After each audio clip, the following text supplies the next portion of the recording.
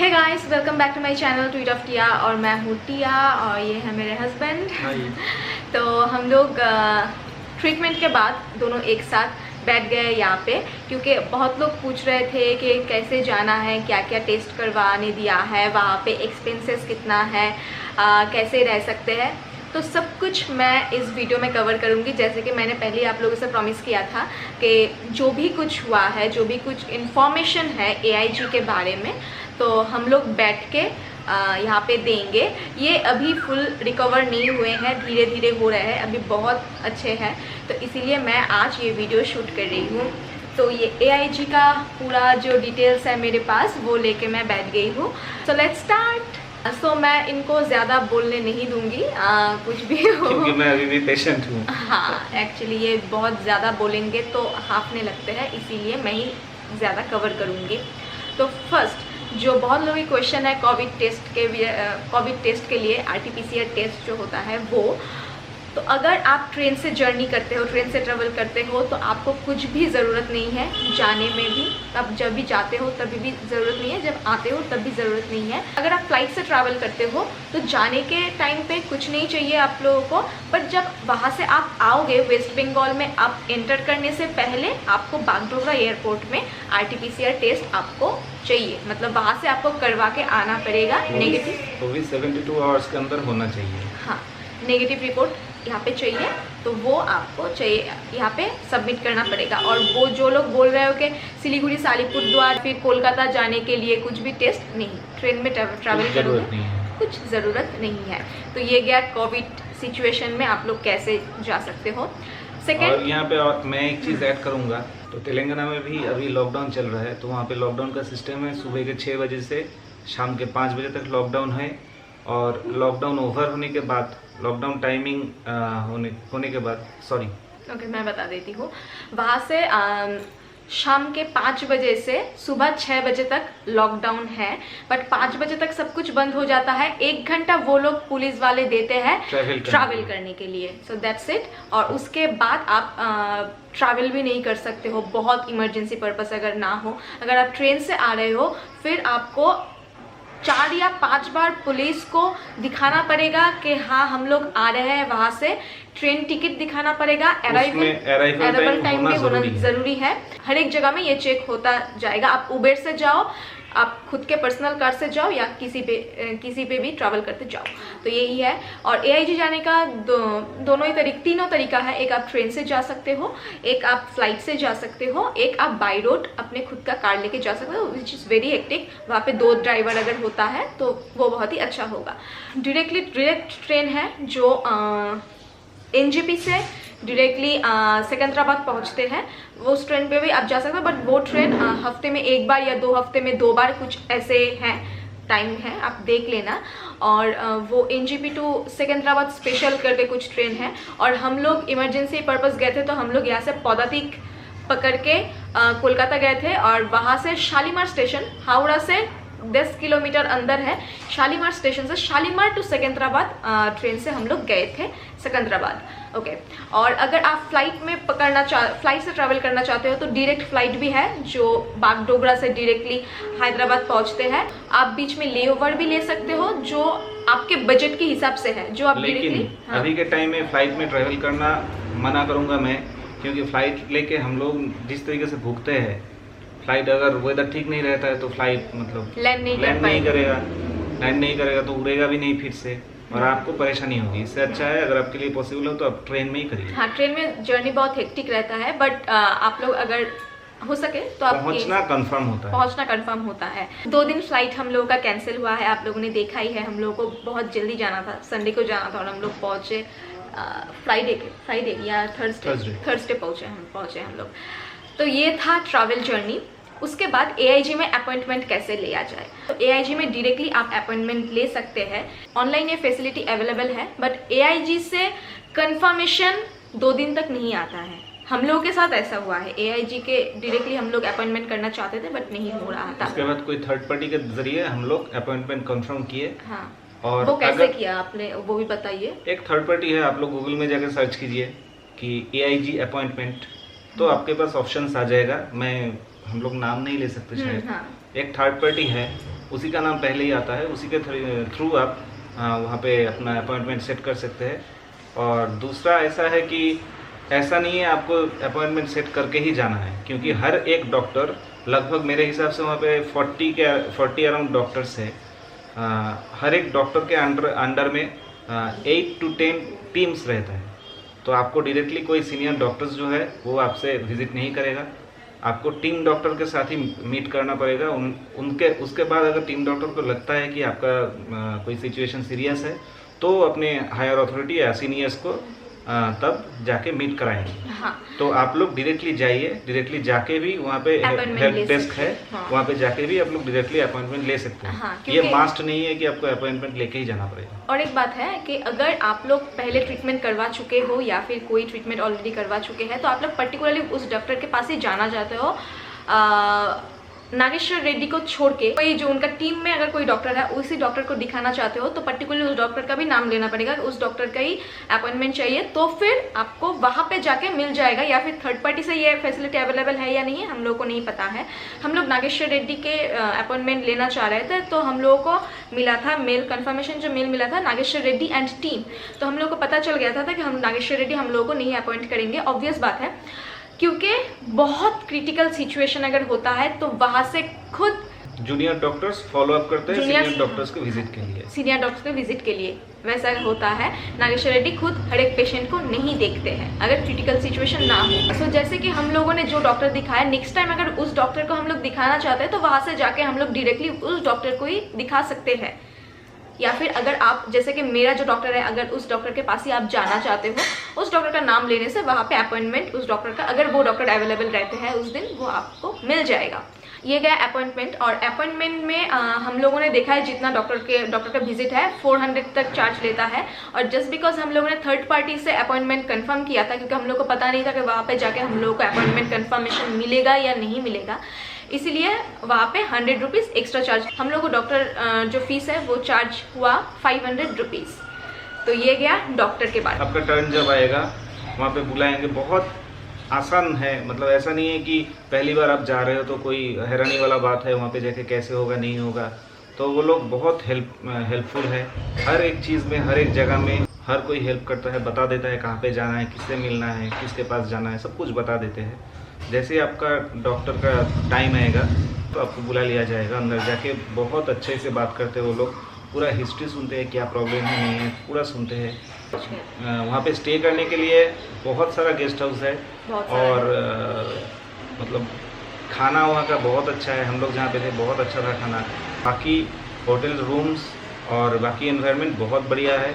Hotel को लेकर कोई सोचने वाला बात ही नहीं है। और होटल से AIG हॉस्पिटल मैक्सिमम 500, 600, 700 मीटर्स का है दूरी है, जो पैदल ही आप लोग जा सकते हैं। हाँ, वहाँ पे बहुत सारे गेस्ट हाउस है, ऐसा नहीं है कि आपको ऑनलाइन बुक करके ही जाना पड़ेगा, वहाँ पे जाके बहुत सारे अवेलेबल आप लोगों को मिलेगा ही।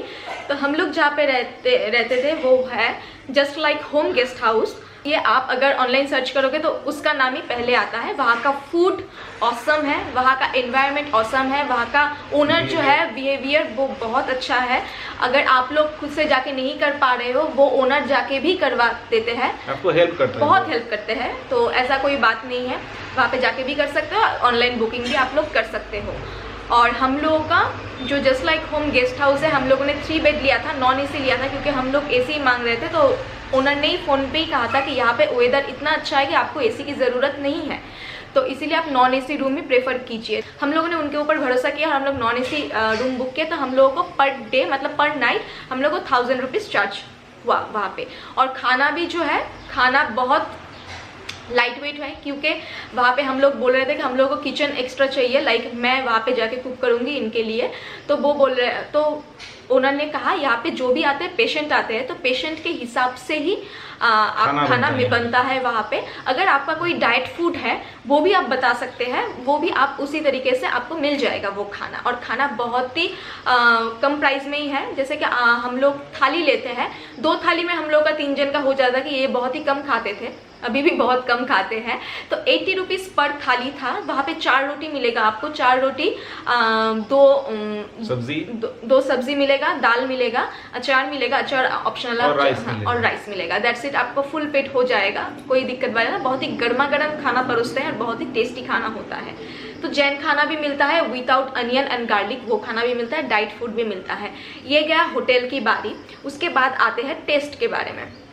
तो हम लोगों को एक डॉक्टर उन्होंने रेफर किया था। तो वहाँ पे सिर्फ हम लोग नागेश्वर रेड्डी का ही नाम जानते थे और उसके अलावा कोई भी डॉक्टर का नाम हम लोग नहीं जानते थे। तो सब ये डॉक्टर हम लोगों के लिए इक्वली था, क्योंकि वहाँ पे सब डॉक्टर ही बहुत अच्छे थे। क्योंकि बहुत सारे रिकमेंडेशन मेरे पास भी आ रहा था, किसी ने इस डॉक्टर को दिखाया, किसी ने उस डॉक्टर को दिखाया, सब डॉक्टर के बारे में अच्छा अच्छा बात ही बोल रहे थे।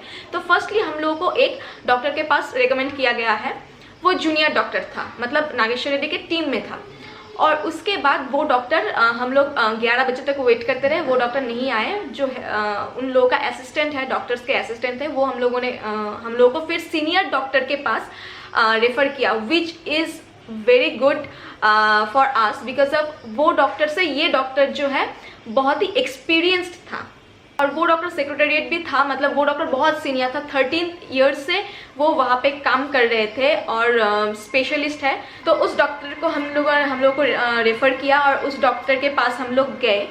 उस डॉक्टर के पास जाने के बाद एक चीज़ मुझे अच्छा लगा कि वो लोग डॉक्टर पहले कोई एजम्पशन नहीं करते हैं, पहले सब कुछ सुनते हैं। जितने भी डॉक्टर के पास हम लोग गए थे वो ब्रीफ सुनते हैं, लाइक क्या हुआ है। बट वो डॉक्टर जाने के बाद ही पता नहीं और डॉक्टर क्या करते हैं, बट हम लोगों का डॉक्टर पहले दिन से बताइए, पहले ही बता दिया कि शुरुआत से बताओ कि क्या, कहाँ से शुरू हुआ, कैसे हुआ। हाँ, और हम लोगों ने हम लोग यहाँ पे जो डॉक्टर्स दिखाए, वो रिपोर्ट भी, हम प्रिस्क्रिप्शन सब कुछ वहाँ पे लेके गए, वो डॉक्टर भी देखे यहाँ पे डॉक्टर क्या होता है, या फिर हम लोगों ने क्या देखा है, एक डॉक्टर के रेफर, मतलब एक डॉक्टर के प्रिस्क्रिप्शन या फिर टेस्ट हम लोग दूसरा डॉक्टर को अगर दिखाते हैं, वो लोग नहीं देखते हैं। बट वहाँ पे वो डॉक्टर ने पूरा प्रिस्क्रिप्शन, पूरा रिपोर्ट्स देखा है। उसके बाद सब कुछ सुनने के बाद उन्होंने टेस्ट दिया है। वहाँ पे मेन जो है टेस्ट है, टेस्ट में ही खर्चा है और कुछ में खर्चा नहीं है मेरे हिसाब से, मैं जितना एक्सपीरियंस कर चुकी हूँ। तो उन्होंने टेस्ट दिया है। तो ये है उनका प्रिस्क्रिप्शन। तो कैमरा में ज़्यादा नहीं आएगा, तो ये सब हम लोगों को उतना ज़्यादा पता नहीं है कि क्या क्या है। तो डॉक्टर का असिस्टेंट जो है वो हम लोगों को बता देता है, सभी को बता देता है कि ये टेस्ट करवाना होगा। तो आप लोग बिल सेक्शन में जाइए और वहाँ पे देखिए कि कितना बिल हो रहा है। तो पहले हम लोग गए थे बिल सेक्शन में कि हम लोग को देखना था कि कितना बजट में ये हो रहा है, क्योंकि बहुत सारा टेस्ट दिया है, 14 टेस्ट दिया है। तो हर एक टेस्ट का मैं नाम यहाँ पे लूँगी, क्योंकि आप लोगों ने भी पूछा था कि कौन सा टेस्ट दिया है। तो पहले दिया है CT abdomen with contrast, then दिया है CBP complete blood picture, LFT liver function test, renal function test, urea, creatinine और इलेक्ट। ओके, देन दिया है CRP, देन दिया है HbA1c, देन दिया है TSH, देन दिया है लिपा से, अगर मैं प्रोनाउंसिएशन गलत कर रही हूँ क्योंकि डॉक्टर्स टर्म्स है ये सब, GGT, serum amylase, absolute eosinophil count, okay, UGI endoscopy, colonoscopy, CUV मतलब कंप्लीट यूरिन एग्जामिनेशन। ये 14 टेस्ट इन्होंने उन लोगों ने दिया है। डॉक्टर साहब जब लिखे थे प्रिस्क्रिप्शन में, हम लोगों को लगा 5 या 6 टेस्ट। एग्जैक्टली। हाँ। फिर बिलिंग सेक्शन में जाने के बाद पता चला यहाँ पे 14 है। तो हम लोगों को पूरा टेस्ट का जो बिल है वो हम लोगों को पड़ा था 22,430 रुपए। तो ये हम लोगों का टेस्ट इतना सब हुआ था। तो एक दिन में ही आप लोग टेस्ट करवा सकते हो, क्योंकि ये एम्प्टी स्टोमक गए थे हम लोग, बहुत लोगों से पूछ के गए थे। तो एम्प्टी स्टोमक अगर जाते हो आप तो सब टेस्ट आपका हो जाएगा, क्योंकि गैस के बारे में है, एम्प्टी स्टोमक ही चाहिए आपको, USG करो, एंडोस्कोपी करो, कोलोनोस्कोपी करते हो, सब में ही चाहिए। तो ये एम्प्टी स्टोमक में थे।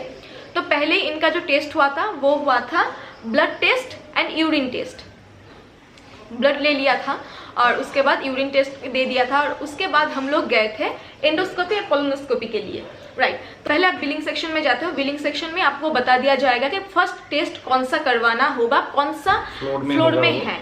तो वहाँ पे जाके हम लोगों ने वो किया, वहाँ से लिख के देता है। तो इसके बाद आपको ये मेडिसिन परचेस करनी पड़ेगी। परचेस करने के बाद आपको ये सिस्टर के पास जाना पड़ेगा, उस फ्लोर में है वो सिस्टर। मिला देगा वो मेडिसिन को। उसके बाद बाहर से सिस्टर के रिकमेंडेशन के वाइज आपको खाना पड़ेगा। सिस्टर जब बोलेंगे कि you are ready for the endoscopy और colonoscopy, then you have to go to the endoscopy section. Okay, तो ऐसा हुआ था। तो हम लोगों ने फार्मेसी से, वहाँ पे ही फार्मेसी है, फार्मेसी से जाके हम लोगों ने मेडिसिन लिया। फिर हम लोग दूसरा फ्लोर में गए, वहाँ से लिख देता है कि कौन सा फ्लोर में हम लोग को जाना पड़ेगा। तो वहाँ फ्लोर में गए, सिस्टर को पूछा, सिस्टर ने मेडिसिन मिला के दिया। 2 लीटर पानी के साथ वो मेडिसिन दिया, और वो मेडिसिन खाने के बाद जो एक्सपीरियंस था, 20 टाइम्स मेरा मोशन खत्म ही नहीं हुआ। मतलब एक्चुअली वो है पेट के अंदर को क्लियर करने के लिए। एंडोस्कोपी कोलोनोस्कोपी करने से पहले पेट के अंदर क्लियर होना चाहिए, तो इसलिए वो मेडिसिन दिया, जिससे मैं 20 टाइम्स टॉयलेट में जाना पड़ा मुझे। और वो भी करीब 2.5 से 3 घंटे के अंदर। हाँ, तो वहाँ पे आपको 3 से 4 घंटा लग जाता है प्रोसेस करने में। किसी किसी का ऐसा भी है, वहाँ पे हम लोगों ने देखा 9 बजे से वो मेडिसिन ले रहे हैं, बट 1 बज गया था, उनका मोशन ही नहीं आया था। तो ऐसा भी होता है। कोई किसी किसी का भी ऐसा हालत होता है, मोशन की वजह से वो लोग उठ नहीं पाते हैं, फिर स्ट्रेचर में जाके सिस्टर्स लोग लेके जाते हैं एंडोस्कोपी में। बट ये इनका उतना ज़्यादा बुरा हालत नहीं हुआ, बहुत वीक हो गए थे, बट फिर भी ये चल के जा सकते थे कुछ ऐसा। और हम लोगों का बहुत स्मूथली हो गया, किसी किसी का बहुत स्मूथली नहीं होता है ये जर्नी। ये 2-3 घंटा बहुत ही हेक्टिक, आप लोग भी समझ सकते हो। नहीं है, अगर 2 घंटा 3 घंटा में कोई 20 टाइम्स टॉयलेट जाएगा तो इंसान तो चल नहीं पाएगा। एग्जैक्टली, चलेगा कैसे? उसके अंदर कोई पानी नहीं है, सुबह से कुछ खाना नहीं है, और जितना पानी है वो सारा निकल रहा है, तो चलेगा कैसे? तो ये थोड़ा सा हम लोगों को मुश्किल टाइम लगा। हम लोग 2-3 घंटा हम लोग को वहाँ पे वेट करना, आप लोगों को वेट करना पड़ेगा। फिर हम लोग जाते हैं, वहाँ से लिख के देता है कि कौन सा फ्लोर में हम लोग को जाना पड़ेगा। तो हम लोग वहाँ पे गए, फिर इनको सुला दिया गया। तो मैं पेशेंट के साथ एक जनी अलाउड है ऑलवेज, तो मैं गई थी इनके साथ। तो वहाँ पे आप लोगों को साइन करना पड़ेगा कि एनास्थेसिया दिया जाएगा, उसके लिए बॉन्ड में साइन करना पड़ेगा। जो पेशेंट के साथ जाता है उसका भी चाहिए, पेशेंट का भी चाहिए। तो हम लोगों ने साइन वाइन किया। फिर मैं बाहर आ गई, उन लोगों ने कहा कि अभी आप बाहर जाओ, अभी टेस्ट होगा। तो इनको कुछ समझ में नहीं है। हम लोग सोच रहे थे कि दर्द होगा, बिल्कुल भी दर्द नहीं हुआ था, कुछ भी नहीं हुआ था। ये आप थोड़ा एक्सपीरियंस शेयर कर दीजिए। पहले तो आके नर्स ने यहाँ पे, सिस्टर ने आके यहाँ पे एक चैनल बना दिया, वहाँ पे इंजेक्शन पुश कर दी। पुश करने के बाद फिर थोड़ी देर बाद 10-15 मिनट वहाँ पे लेटा के रखा। उसके बाद फिर लेके गया जहाँ पे एंडोस्कोपी रूम है, वहाँ पे एंडोस्कोपी कोलोनोस्कोपी एक साथ ही होता है वहाँ पे। पता नहीं कहाँ पे कैसे होता है, मेरा फर्स्ट एक्सपीरियंस है ये सब। तो उस रूम में जाने के बाद वहाँ पे जाने के साथ साथ वहाँ पे और एक इंजेक्शन पुश कर दी, वहाँ पे और एक सिस्टर आके। उसके बाद मुझे टर्न करने के लिए बोला, एक साइड होके लेटने के लिए बोला गया। मैं वैसे लेटने के बाद फिर आके मेरे मुंह खोलने बोला मुझे। मैंने मुंह खोला तो वहाँ पे कुछ पंप स्प्रे कर दिया उन्होंने। 3 बार स्प्रे किया, कुछ मीठा मीठा सा था, मुझे लगा कि यही होगा शायद एनास्थेटिक कुछ। और फिर मेरे नाक के यहाँ पे 2 नल डाल दिया उन्होंने, और मुंह के अंदर एक माउथ प्रोब डाल दिया। दर्द हुआ था? दर्द हुआ था उस टाइम? कुछ नहीं हुआ था। दर्द और नहीं हुआ था। 3-4 सेकंड के अंदर मैं एकदम बेहोश हो गया। फिर मेरा जब आँख खुला तो किसी से पूछा मैं वहाँ पे कितना देर तक मैं ऐसे था, तो बोला कि 40 मिनट जैसा। हाँ जी। और मुझे जगाया गया, नहीं तो मैं शायद और देर तक सोते रहता। हाँ जी। तो ये गया एंडोस्कोपी एंड कोलोनोस्कोपी। तो ज़्यादातर लोग क्या करते हैं, एंडोस्कोपी कोलोनोस्कोपी करने के बाद उनका हालत ठीक नहीं रहता है, तो सीटी स्कैन जो एब्डोमेन का होता है, तो वो नहीं कर पाते हैं, जो लोग बहुत ज़्यादा वीक हो जाते हैं। तो वहाँ से हम लोगों को लास्ट जो था, ये सब टेस्ट, यूरिन में सारा टेस्ट चला गया और ब्लड में सारा टेस्ट चला गया। एंडोस्कोपी कोलोनोस्कोपी करने के बाद हम लोगों को सीटी स्कैन जो है वही करना था, और हम लोगों को तब 3:30 बज गया था। फिर बोला है कि आप लोग क्या सीटी स्कैन आज करवा सकते हो या फिर कल करना है। तो इन्होंने ही बोला कि मुझे आज ही करवाना है, कोई दिक्कत नहीं है। तो फिर वहाँ पे हम लोग गए थे, तो वहाँ पे बहुत पेशेंट का भीड़ था, तो इसीलिए बोला है कि 6 बजे के बाद। और एंडोस्कोपी कोलोनोस्कोपी और सीटी स्कैन के बीच में एक गैप होना बहुत ज़रूरी है। अगर इमीडिएट नहीं हो सकता, ये करने के बाद ही वो नहीं हो सकता, मिनिमम 1.5 से 2 घंटा आपको गैप देना पड़ेगा ही। फिर उसके बाद हम लोग सीटी स्कैन वहाँ पे गए, वहाँ पे डॉक्टर, मतलब वहाँ पे भी सिस्टर्स हैं, वहाँ पे पूछा, वहाँ पे सब कुछ पूछा जाता है, क्या क्या टेस्ट हुआ है, नहीं हुआ है, ये सब हुआ है या नहीं हुआ है वहाँ पे। और एक अच्छी बात मुझे एक चीज़ लगी कि हम लोग जैसे बाहर से रहते हैं, हम लोग को नॉलेज नहीं है कि कौन सा टेस्ट पहले करवाना चाहिए, कौन सा टेस्ट लास्ट में करवाना चाहिए, बट वो लोग ही आपको गाइड करेंगे कि ये टेस्ट पहले करवाओ, ये टेस्ट हो गया, ये टेस्ट हो गया तो ये टेस्ट हो गया तो ये टेस्ट हो गया तो इसके बाद ही आप ये कर सकते हो। तो which is good thing about AIG। और उसके बाद हम लोग ने 2 घंटा वेट किया, फिर CT स्कैन वहाँ किया। पे भी एक मेडिसिन दिया गया, 2 लीटर पानी दिया गया, वो पानी पीना पड़ेगा। बट तब अगर आपको मोशन आता है तब आप मोशन नहीं कर सकते हो जब तक ना CT स्कैन होता है। लेकिन इसमें वो मेडिसिन नहीं था कि मोशन आएगा। हाँ, तो ऐसा है, बट मोशन आता भी है तो आप नहीं कर सकते हो। एक में होता है कि मोशन आएगा, आपको मोशन में जाना ही पड़ेगा, और एक में आएगा मोशन आता भी है तो फिर आप नहीं कर सकते हो। तो CT स्कैन कैसे हुआ आपको थोड़ा बताइए। CT स्कैन के वहाँ पे जाने के बाद 2 बोतल पानी दिया गया, एक लीटर का 2 बोतल, मतलब 2 लीटर पानी वो ख़त्म करना था। ख़त्म करने के बाद उनको बताना था, असिस्टेंट को बताना था। तो मैंने जल्दी वो पानी ख़त्म कर दिया, क्योंकि सुबह से तो मेरा सारा कुछ निकल गया था। पानी मैंने घटक ही गया। और उसके बाद फिर एक इंजेक्शन दिया। वहाँ पे एक दूसरा ड्रेस होता है, वो ड्रेस पहन के जाना पड़ता है, वो ड्रेस दिया। फिर 15 मिनट बैठा एक रूम पे, फिर आके दूसरा इंजेक्शन दिए, फिर 15 मिनट बैठाए। फिर मेरा जब बारी आया, वो CT स्कैन रूम के अंदर जाने के बाद, वो जो बेड होता है, बेड में सुलाने के बाद वो लोग रूम के अंदर से निकल गए और कुछ एक मशीन सेट करके गए थे। मेरा जो मैंने पहले कहा, यहाँ पे जो चैनल लगा हुआ था, वहाँ पे एक इंजेक्शन का कुछ नीडल जैसा वो लोग सेट करके गए थे। अब फिर तो ऑपरेटर जो है वो रूम के बाहर से ऑपरेट करते हैं मशीन। CT स्कैन के टाइम में शायद मेरे हिसाब से रूम के अंदर दूसरा कोई नहीं रुक सकता, इसलिए उस रूम के अंदर कोई नहीं था। तो CT स्कैन चालू हुआ, एक बार वो मशीन के अंदर मुझे डाल रहा है, फिर निकल रहा है। ऐसे 2-3 बार होने के बाद अचानक से बहुत ज़ोर से हाथ में पेन हुआ। मेरा इस हाथ में जो नीडल लगा हुआ था, चैनल, वहाँ पे बहुत ज़ोर से पेन हुआ है। इतना पेन हुआ कि मैं दूसरा हाथ उठा के ऐसे दिखा रहा था, रोक दो ऐसे करके, मतलब कोशिश कर रहा था कुछ समझाने की। लेकिन वहाँ पे माउथपीस में कुछ आवाज़ आ रहा था, सांस छोड़िए, फिर सांस लीजिए, ऐसा कुछ साउंड आ रहा था। उन लोगों को सुनाई नहीं दे रहा था कुछ। शायद यही सिस्टम है। वो जो मशीन लगा हुआ था उसके ज़रिए उन लोगों ने कुछ इंजेक्शन पुश किया और बहुत दर्द हुआ। ये पूरा जो टेस्ट था, इसमें सिर्फ इसी में मुझे बहुत दर्द हुआ। फिर वो प्रोसेस था, शायद 12-15 मिनट का प्रोसेस था। फिर वो होने के बाद मैं निकल गया फिर वहाँ से। और फिर यहाँ पे जो चैनल था, चैनल खोलने के बाद यहाँ से बहुत खून निकलने लगा था। फिर उसको भी वो लोग ड्रेसिंग कर दिए। फिर थोड़ी देर वहाँ पर बैठने के लिए बोले, क्योंकि बहुत ज़्यादा खून निकल गया था मेरा। मैं वहाँ पे थोड़ी देर बैठा, 10 मिनट बैठा। फिर वो लोग चेक किए, फिर बोले कि ठीक है अब हो गया, अब जाइए। और इसका रिपोर्ट मिलेगा अगला दिन दोपहर 2 बजे के बाद। तो हम लोगों को उस दिन ही सब रिपोर्ट मिल गया था, सिर्फ CT स्कैन का रिपोर्ट छोड़ के। ब्लड टेस्ट का रिपोर्ट 4 बजे तक आ गया था, और 6 बजे तक हम लोगों को एंडोस्कोपी कोलोनोस्कोपी रिपोर्ट जो है वो भी मिल गया था। और सेकेंड डे 2 बजे के बाद हम लोगों को CT स्कैन का रिपोर्ट मिला। तो रिपोर्ट्स के बारे में मैं बता देती हूँ। CT एब्डोमेन में जो दिखाया था, CT एब्डोमेन सिर्फ मैं इम्प्रेशन वाला ही बोलती हूँ। स्मॉल गॉल ब्लैडर पॉलिप, जो लोग नहीं जानते हो तो पॉलिप मतलब छोटा सा बम्प जैसा होना पेट के अंदर, वो भी लाइफस्टाइल के वजह से है, खाना खाने की वजह से है। ये है कोलोनोस्कोपी के रिपोर्ट। कोलोनोस्कोपी के रिपोर्ट में सब यहाँ पे इम्प्रेशन लिखा है, आप लोग शायद देख नहीं सकते हो।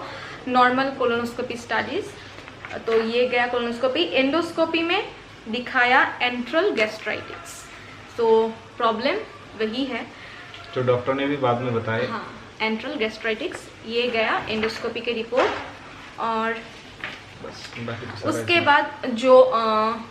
बाद जो फिर होता है ब्लड पिक्चर का, पूरा होल ब्लड पिक्चर का रिपोर्ट, या फिर यूरिन रिपोर्ट। यूरिन रिपोर्ट में सब कुछ नॉर्मल है। ब्लड में जो नॉर्मल लोग भी रहते हैं उसमें से सब ब्लड में जो भी मतलब सेगमेंट है वो सभी टेस्ट किया है। तो सब में तो सबका नॉर्मल नहीं रहता है, कुछ लो होता है, कुछ हाई होता है, विच इज़ नॉर्मल। तो वही है, कुछ में लो है, कुछ में हाई है, सभी में ज़्यादातर में नॉर्मल है। और हीमोग्लोबिन इनका थोड़ा कम है। तो ये सभी है और कुछ ज़्यादा नहीं है, टेंशन करने वाला कुछ नहीं है।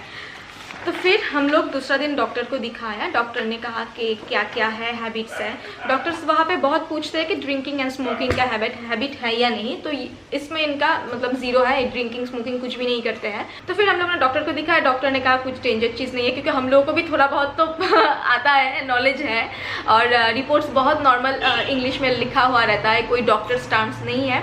तो डॉक्टर ने कहा कुछ नहीं है, सिर्फ आपका खाने पीने का बहुत ध्यान रखना है अभी, जस्ट लाइक आपका लाइफस्टाइल और आपका जो फूड हैबिट है वो बहुत ख़राब है, तो उसको ठीक करना पड़ेगा। उसी वजह से ये पेट दर्द जो है वो हो गया, जो गैस फॉर्म हो रहा है अंदर, वो होते होते होते होते एक गैस्ट्राइटिस पे पहुंच गया और एक पॉलिप हो गया।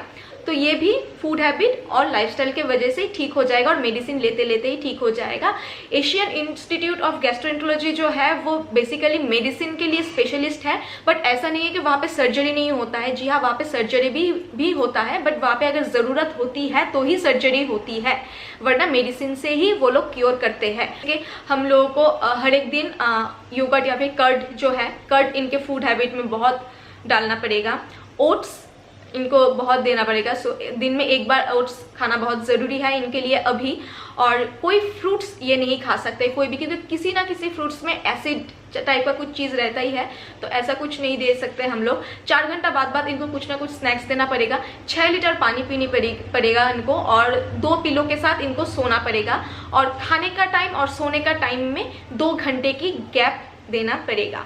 That's it. उन्होंने और कुछ नहीं कहा है, और कहा है 1 महीना बाद उनको मेल करने के लिए कैसा चल रहा है अभी, और उसके बाद 6 महीने बाद अगर सबको मेडिसिन जब ख़त्म हो जाएगा तब उनको मेल करने के लिए कि अभी सब कुछ नॉर्मल है या नहीं। अगर नॉर्मल नहीं है फिर हम लोग को विजिट करना पड़ेगा। तो डॉक्टर ने कहा 90% हम लोगों ने टेस्ट कर लिया है, तो 90% आपका बॉडी चेकअप हो गया है, तो उसमें कुछ प्रॉब्लम नहीं है। अगर रेयर केस रहता है ना, कुछ में सब रिपोर्ट करने के बाद भी कुछ नहीं मिलता, अगर रेयर केस होता है तो फिर वो अलग है, तो फिर वो बाद में पता चलेगा। और मैंने कहा कि फ्रूट्स क्या लाइफ टाइम कभी भी नहीं खा सकते वो लोग, नहीं, और सब कुछ खा सकते हैं, बट 6 महीना बाद फ्रूट्स जो नॉर्मल लाइफ लीड करते हैं, फ्रूट्स वगैरह सब कुछ खा सकते हैं। मैंने कहा खाने में जैसे कि चिकन मछली हम लोग यहाँ पे बहुत होता है, तो वो भी क्या नहीं खा सकते, या फिर रिच लाइट। उन्होंने कहा कुछ नहीं, घर का बना हुआ कुछ भी खाना खा सकते हैं ये। और उन्होंने 2 मेडिसिन सिर्फ 2 मेडिसिन दिया है, जो 6 महीने के लिए एक बार में दे दिया है, और हम लोग लेके आए हैं। उसका प्राइस पड़ा 2 मेडिसिन का 3700 समथिंग 6 महीने के लिए। तो हम लोगों ने 2 मेडिसिन लेके आए हैं।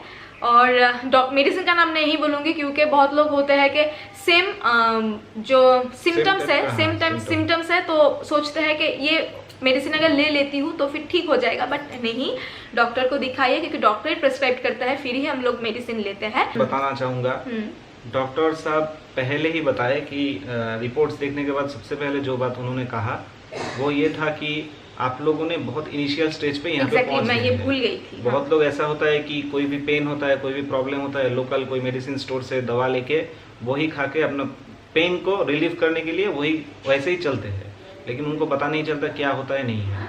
जैसे कि मेरे गॉल ब्लैडर में पॉलिप है, जो पॉलिप अगर 15 साल या उससे ज़्यादा देर तक रहता है तो वो कैंसर भी स्टार्ट कर सकता है। तो यही डॉक्टर का बताना था। डॉक्टर बताए हम लोगों को कि हर कोई को इनिशियल स्टेज पर यहाँ पे विज़िट करना ज़रूरी है, तो आप लोगों का जो क्योरिटी लेवल है वो बहुत हाई रहेगा और बहुत जल्दी होगा। क्योंकि यहाँ पे क्या है ना, हम लोग के यहाँ पे तो अपेंडिक्स पहले आया था, फिर दिखा dysfunctional gall bladder and grade 1 fatty liver. वहाँ पे अपेंडिक्स का कोई नामो निशान नहीं है, फैटी लीवर का कोई नामो निशान नहीं है। अगर यहाँ पे हम लोग अपेंडिक्स सर्जरी कर लेते थे, इसके बाद भी अगर इनका पेट दर्द होता तो हम लोग फिर क्या करते थे। इसलिए इनिशिएटिव स्टेज में अगर वहाँ पे जाते हो तो प्लीज़ जाओ, अगर विजिट कर सकते हो प्लीज़ विजिट करो। वहाँ पे जाके आप लोग देखोगे कि यहाँ पे जो लोग प्रॉब्लम बताते हैं ना, इतना बड़ा बड़ा करके सिनारियो जो दिखाते हैं, वहाँ पे जाके आप लोगों को पता चलेगा कुछ नहीं है। और वहाँ पे जो मशीन्स है, जो टेस्ट करवाने का मशीन्स है, वो बहुत ही एडवांस्ड है, और सब कुछ वहाँ पे बहुत ही आप लोग सुकून मिलेगा आप लोगों को, ये मैं बता सकती हूँ। आप लोग बहुत सेटिस्फाइड होके आओगे। ये ऐसे जैसे कि मैं सेटिस्फाइड नहीं थी कि ये क्या हो रहा है, नहीं हो रहा है, टेस्ट अच्छे से हो रहा है या नहीं हो रही थी, बट वहाँ पे जाके ना आप लोगों को मेंटल सेटिस्फेक्शन बहुत मिलेगा। ठीक है, ये टेस्ट है, टेस्ट का रिजल्ट है, ये एक्चुअल रिपोर्ट है, इससे ज्यादा नहीं। डॉक्टर भी बताए थे कि मेरे पेट के अंदर का 90% टेस्ट हो गया, जो कुछ देर पहले बताई है। 90% टेस्ट हो गया और 10% बाकी है। जो बाकी जो 10% है वो रेयर केसेस में किया जाता है, और मेरा जो केस है वो रेयर नहीं है। तो देखिए 90% टेस्ट हो गया, मतलब आप भी निश्चिंत हो गया कि आपके अंदर क्या हो रहा है नहीं हो रहा है। तो ये भी एक बहुत अच्छा चीज़ है कि आप लोगों को अगर कुछ सीरियस कुछ नहीं है तो भी आप निश्चिंत हो गए। कि आपका कोई प्रॉब्लम नहीं है। हाँ। और प्रॉपर ट्रीटमेंट शुरू हो गया। ओके, मैं एक बात बताना भूल गई, डॉक्टर का अपॉइंटमेंट लेने के बाद वो लोग पहले जनरल चेकअप करते हैं, उसके बाद डॉक्टर के पास अपॉइंटमेंट लेना हो गया हम लोगों का, बट डॉक्टर को विजिट करने से पहले वो लोग हाइट, ब्लड प्रेशर, फिर उसके बाद वेट, पल्स, शुगर, ये सब थोड़ा थोड़ा टेस्ट कर लेते हैं कि क्या हालत है। जहाँ पे मैं बहुत खुश हुआ था क्योंकि मुझे दिखाई दिया मेरा वेट है 75 इनका 93 केजीज था और अभी है इनका 75 केजीज। तो अच्छी बात है ये। तो ये जनरल चेकअप भी हो जाता है। तो यही गया AIG के बारे में पूरा। तो हम लोगों का पूरा जो खर्चा पड़ा, हम लोग अगर फ्लाइट में ट्रैवल करते तो हम लोग को और भी ज़्यादा खर्चा पड़ता, बट फ्लाइट कैंसिल हो गया, उसके बाद ही हम लोग ट्रेन में ट्रैवल किए हैं।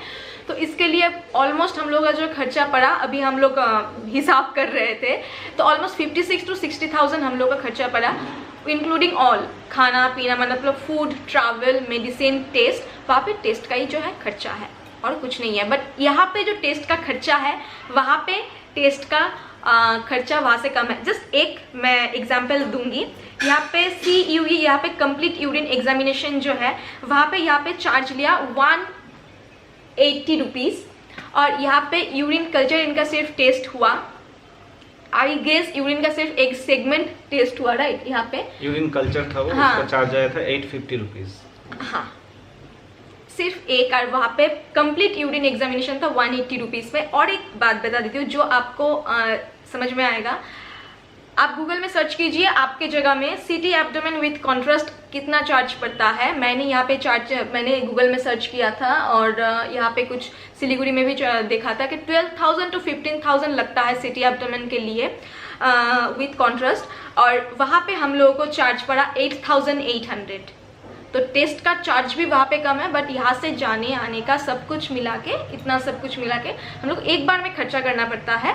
तो अगर आप लोग अफोर्ड कर सकते हो तो प्लीज़ जाइए, प्लीज़ विजिट कीजिए। AIG बहुत अच्छा है। और अगर आपको सिर्फ गैस का प्रॉब्लम है, पेट का प्रॉब्लम है, वहाँ पे जाइए। अब सोच रहे हो अगर AIG में विजिट करना है तो ज़रूर करो, तो ज़रूर कीजिए, सीरियसली कीजिए। सेटिस्फाइड होगा, मेंटल सेटिस्फेक्शन शरीर के लिए भी बहुत ही इम्पॉर्टेंट है। जब हम लोग बहुत ख़राब सिचुएशन में जा रहे हैं, जैसे कि इनका हालत बहुत ही ख़राब था, तो मेंटल सेटिस्फेक्शन भी बहुत ज़रूरी है। हम लोग अभी बहुत क्योर हो रहे हैं, खाना दाना बिल्कुल डाइट पे है। 6 लीटर पानी एक दिन से स्टार्ट नहीं हो सकता है, 4 लीटर 4.5 लीटर ऐसे ही हम लोग को बनाना पड़ेगा। तो ऐसे ही हम लोग कर रहे हैं, प्रॉपर डाइट में है अभी। आज बहुत ज़्यादा अच्छा है, ये धीरे धीरे ठीक होता जाएगा, होप सो। एंड आप लोगों ने इतना प्रे किया, बहुत ज़्यादा प्यार दिया, बहुत प्रे किया हम लोगों के लिए। थैंक यू सारा थैंक यू। और मैंने कोशिश किया कि वहाँ पे रहते भी इंस्टाग्राम में जो भी मुझे मैसेज किया मैं उसका रिप्लाई दे सकती हूँ। वहाँ पे रहते भी मैंने सबका रिप्लाई देने की कोशिश किया इंस्टाग्राम पे। कमेंट का रिप्लाई सबका कोई का नहीं दे पाई मैं, but thank you so much, मैंने सबका कमेंट पढ़ा है। Thank you so much. और हम लोग अभी ठीक हो रहे हैं धीरे धीरे। और यही था, आप लोगों को फुल इन्फॉर्मेशन विथ एक्सपेंसेस मैंने बता दिया है, कितना क्या लगा नहीं लगा। और इसके बाहर भी कोई इन्फॉर्मेशन अगर आपको चाहिए तो जरूर आप लोग कमेंट में बोलिए, या फिर अगर हम लोगों को पता है उसके बारे में नॉलेज है तो हम लोग जरूर बताएंगे आपको। कमेंट करने से ज्यादा आप लोग अगर मुझे डायरेक्टली इंस्टाग्राम पे मैसेज करेंगे तो फिर ज्यादा अच्छा है। मेरा इंस्टाग्राम ID है TIACORD, तो वहाँ पे जाके मुझे DM कीजिए, तो वहाँ पे मैं जल्दी रिप्लाई आप लोगों को दे पाऊंगी। तो यही था हम लोगों का AIG का फुल एक्सपीरियंस विद एक्सपेंसेस, कैसा गया कैसा नहीं गया। अगर ये इन्फॉर्मेटिव वीडियो आप लोगों को पसंद आया है तो don't forget to like this video, comment कर दीजिए और इस वीडियो को ज़्यादा से ज़्यादा शेयर कीजिए। मैं कभी नहीं बोलती हूँ मेरा वीडियो शेयर कीजिए, जो इन्फॉर्मेटिव वीडियो है, क्योंकि ये हम लोगों ने एक्सपीरियंस किया है। हमारा एक्सपीरियंस जो भी है मैंने आप लोगों से शेयर किया है, ये बिल्कुल भी झूठ या फिर कुछ बड़ा चढ़ा के हम लोगों ने नहीं बोला है, एग्जैक्ट ऐसा ही हुआ है। इसीलिए अगर किसी को ज़रूरत है उसके साथ भी ये वीडियो शेयर कीजिए और हम काम आएगा फिर। हाँ जी, और हम लोग मिलते हैं हमारे एक नए वीडियो के साथ बहुत जल्द। मैं व्लॉग के साथ भी आप लोगों से मिलूंगी। तो टिल देन टेक केयर, ध्यान रखिए, घर का ध्यान रखिए। सो बाय।